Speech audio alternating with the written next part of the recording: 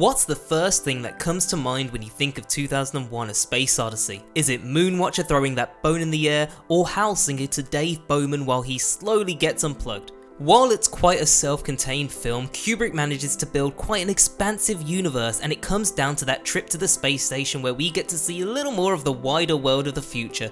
In fact, spaceports as a whole are a common thing in a variety of sci-fi movies, and they've even gone on to inspire many of the games we play today.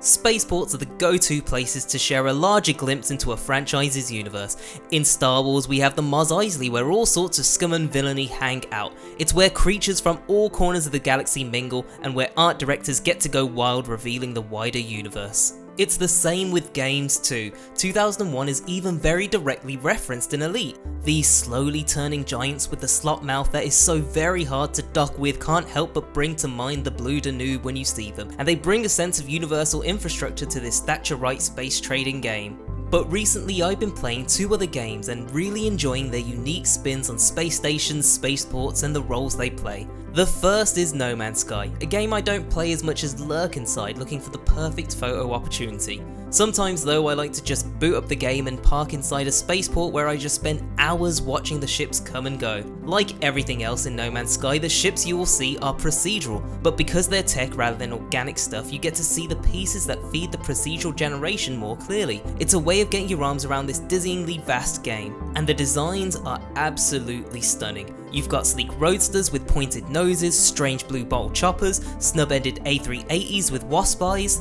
The best ship I ever saw was a bit like a pear that had grown antlers. In the do anything mode you can buy any of these crafts you want.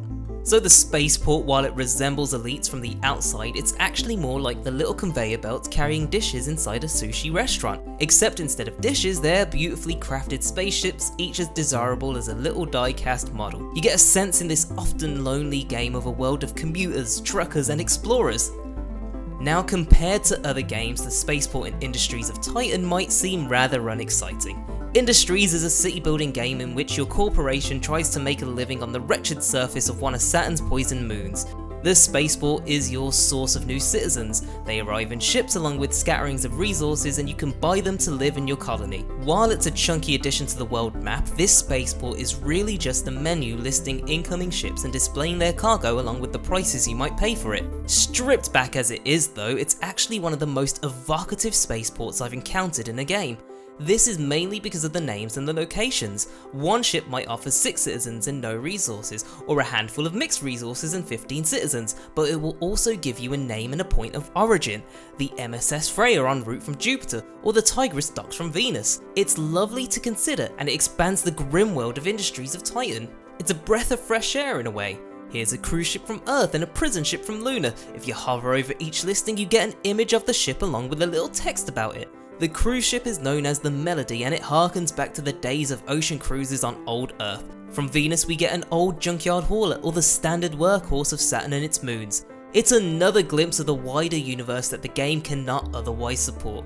You get the solar system arriving at your front door with a sense of its problems and limitations and petty unpleasantness. Also a little bit of the glamour, if you really squint, of interplanetary travel, and of stories that take place amongst the stars. But that's just a select few of games with interesting spaceports. There's plenty more out there, and there's no doubt that we'll even have new spaceports introduced to us in future games that will be thriving with all sorts of life.